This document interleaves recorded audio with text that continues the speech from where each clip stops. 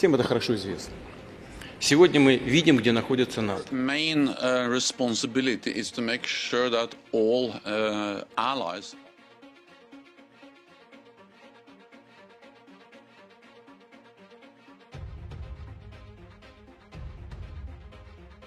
Putin bongkar dokumen strategis AS dan NATO yang menyebut musuh utama itu adalah Rusia.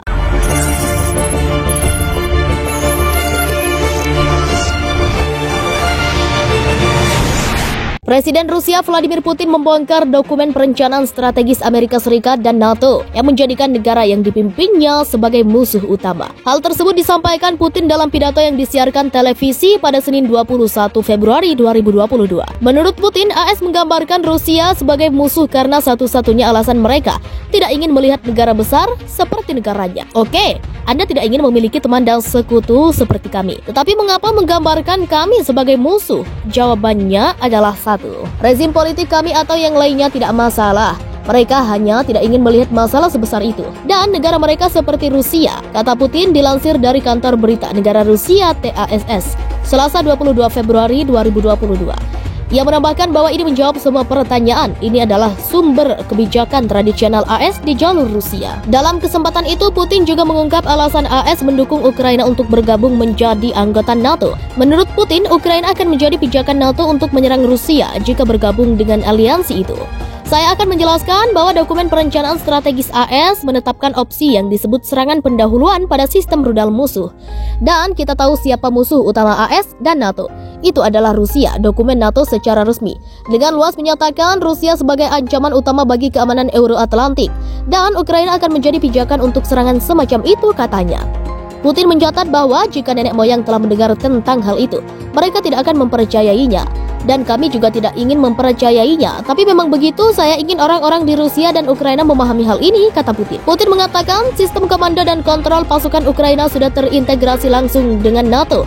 Dan aliansi tersebut telah mulai mengeksploitasi wilayah Ukraina. Sistem komando dan kontrol pasukan Ukraina sudah terintegrasi dengan NATO. Ini berarti bahwa komando angkatan bersenjata Ukraina dan bahkan formasi dan unit terpisah dapat langsung dilaksanakan dari markas NATO. Amerika Serikat dan NATO telah mulai tanpa malu-malu mengeksploitasi wilayah Ukraina sebagai tatar operasi militer potensial, kata Putin. Putin menggambarkan bagaimana rezim Kiev terus-menerus ditingkatkan secara militer. Amerika Serikat sendiri telah menyalurkan miliaran dolar AS untuk tujuan ini sejak 2014. Termasuk pengiriman persenjataan, amunisi, dan pelatihan spesialis. Dalam beberapa bulan terakhir, senjata barat terus mengalir ke Ukraina secara demonstratif, seperti yang terlihat oleh seluruh dunia, katanya. Aktivitas angkatan bersenjata Ukraina dan layanan khusus diarahkan oleh penasihat asing, kata Putin. Kami tahu betul tentang itu. Kontingen militer negara-negara NATO sebenarnya telah hadir terus-menerus di wilayah Ukraina dengan berbagai dalih dalam beberapa tahun terakhir, kata Putin. Latihan bersama reguler memiliki bias anti-Rusia yang jelas, kata Putin. Tahun lalu saja mereka melibatkan lebih dari 23.000 tentara dan lebih dari 1.000 peralatan. Sebuah undang-undang telah diadopsi untuk mengakui angkatan bersenjata negara lain ke wilayah Ukraina pada tahun 2022 untuk berpartisipasi dalam latihan multinasional. Jelas bahwa ini terutama melibatkan pasukan NATO. Tahun baru ini tidak kurang dari 10 manuver gabungan seperti itu telah direncanakan. Jelas bahwa peristiwa tersebut berfungsi sebagai penutup untuk pembangunan militer cepat NATO di wilayah Ukraina, katanya. Putin menambahkan NATO sama sekali tidak peduli sedikit pun tentang kekhawatiran Rusia tentang keamanannya dan akan terus berperilaku seperti ini. Moskow tidak akan pernah tahan dengan itu. Tidak diragukan lagi, mereka berencana untuk mengimplementasikan rencana ini, ungkap Putin.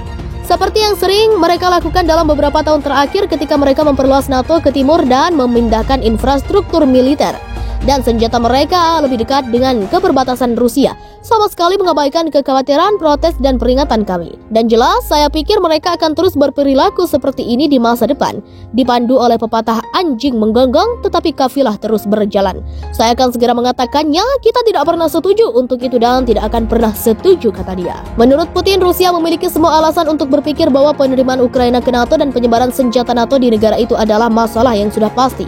Menyusul penarikan Amerika Serikat dari perjanjian tentang rudal jarak pendek dan menengah, Pentagon secara terbuka mengembangkan berbagai senjata ofensif berbasis darat, termasuk rudal balistik yang mampu mencapai tujuan pada jarak hingga 5.500 km, ungkap Putin. Selain itu, kata Putin, sistem dikerahkan di Ukraina mereka akan dapat mencapai target di seluruh Rusia Eropa.